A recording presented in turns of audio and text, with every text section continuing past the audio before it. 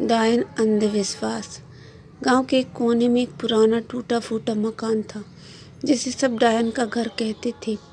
कोई भी उसकी ओर जाने की हिम्मत नहीं करता था। बच्चों को खास हिदायत दी जाती थी कि अगर वे वहां जा गए तो डायन उन्हें उठा ले जाएगी। यह कहानियां पीढ़ियों से चली आ रही थी, लेकिन सच क्या था कोई नहीं जानता था। रूपा उस गांव में नई आई थी। उसका परिवार शहर से गांव में आकर बसा था। वह बचपन से तर्कशील थी और अंधविश्वासियों पर विश्वास नहीं करती थी। जब उसने पहली बार गांव वालों से डायन की कहानी सुनी तो उसे हंसी आ गई। आज के ज़माने में भी तुम लोग इन सब बातों को में विश्वास करते हो? उसने गांव के लड़कों से पूछा। रूपा, यह कोई मजाक नहीं, रमेश ने फुसफुसाते हुए कहा। उस घर में जाने की गलती मत करना। वहाँ जिसने भी कदम रखा वहाँ वापस नहीं लौटा। रूपा ने आंखें घुमाई।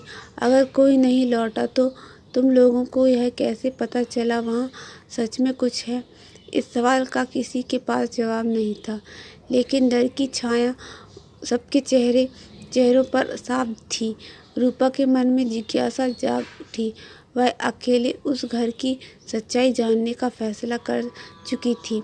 एक रात जब पूरा गांव सो रहा था, रूपा चुपचाप घर से निकली और धीमे कदमों से उस खंडर की ओर बढ़ने लगी। चांदनी रात थी, लेकिन पेड़ों की छाया में घना अंधेरा फैला था। हर तरफ अजीब सी खामोशी थी। फिर पत्तों की सरसराहट और दूर कहीं उल्लू की आवाज़ सुनाई दे रही थी। जैसे ही रूपा दरवाजे तक पहुंची, उसे लगा कि कोई उसकी ओर देख रहा है, लेकिन पीछे मुड़कर देखा तो वहाँ कोई नहीं था। उसने गहरी सांस ली और धीरे धीरे दरवाज़ा खोला। घर के अंदर घना अंधेरा था। टॉर्च की रोशनी में उसने देखा कि मकड़ी के जाले हर जगह फैले थे। फर्श टूटा हुआ था और पुराने फर्नीचर पर धूल की मोटी परत थी। अचानक उसे एक धीमी चिंचियाँ की आवाज़ सुनाई दी। वह चौंकनी हो गई। वह किसी आत्मा की आवाज़ थी या किसी जीवित इंसान की? हिम्मत करके उसने आगे कदम बढ़ाए और देखा, एक बूढ़ी औरत कोने में बैठी थी। उसकी आंखों में डर और दर्द था। रूपा के कदमों की आहट सुनकर वह घबराकर दीवार से सट गई। कौन हो तुम? रूपा ने हकलाते हुए पूछा। बूढ़ी औरत ने कुछ नहीं कहा। वह चुपचाप उसे देखती रही। रूपा ने अपनी टॉर्च उसकी ओर की और उसकी सांसें थम गईं। वह कोई आत्मा नहीं थी, ना ही कोई डरावनी डायन। वह एक आम औरत थी, जर्जर, कमजोर लेकिन जीवित। तुम यहाँ क्यों हो? औरत की आंखों में आंसू झलक आए। क्योंकि इस गांव ने मुझे भूत बना दिया। औरत का नाम कमला था। कई साल पहले वह इसी गांव की रहने वाली थी। उसका पति एक जमींदार का नौकर था जो कमला जी को बहुत प्यार करता था। लेकिन एक दिन गांव में एक अनहोनी हुई। जमींदार का बेटा किसी रहस्यमय बीमारी से मर गया। गांव के तांत्रिक ने घोषणा कर दी कि किसी औरत की काली आत्मा ने उसे मारा है। अंधविश्वासी लोगों ने इस पर आंख मूंद कर विश्वास कर लिया और बलि के लिए एक शिकार खोजने लगे। कमला पर आरोप लगाया। किसी ने कहा कि उसे बुरी नज़र से देखा था। किसी ने दावा किया उसे जंगल में अजीब जड़ी बूटी इकट्ठे करते देखा गया था। बस यही काफ़ी था। एक रात गांव वालों ने कमला को पकड़ लिया। उसके बाल खींचकर उसे पीटा और उसके चेहरे पर कालिक पोत दी।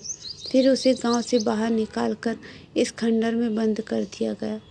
तब से वह यहीं रह रही थी, अकेले, बेबस। लेकिन गांव वाले कहते हैं कि जो भी इस घर में जाता है वह लौटकर नहीं आता। रूपा ने पूछा। कमला की आंखों में दर्द था, क्योंकि जो भी हिम्मत करके यहाँ आता उसे भी गांव वाले मार देते। फिर कहानी फैला दी जाती कि डायन ने उसे खा लिया। रूपा को अब समझ में आ गया, यह डायन नहीं बल्कि समाज की क्रूरता की कहानी थी। रूपा ने तय किया कि वह इस अन्याय को ख़त्म करेगी। अगले दिन उसने गांव के सरपंच से बात की, लेकिन किसी ने उसकी बात पर विश्वास नहीं किया।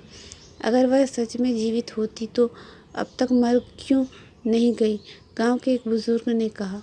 रूपा ने उन्हें खंडर तक चलकर सच्चाई देखने की चुनौती दी। पहले तो सब डरे, लेकिन गांव के कुछ युवाओं ने उसका समर्थन किया तो वे सब वहां जाने के लिए तैयार हो गए। जब गांव वालों ने कमला को देखा तो वे दंग रह गए। वह सचमुच जीवित थी। उसकी डरावनी कहानियां झूठी निकली। अब वे अपराध बोध में डूब गए। गांव वालों ने कमला से माफ़ी मांगी। उन्होंने उसे नया घर दिया और उसकी देखभाल का जिम्मा उठाया।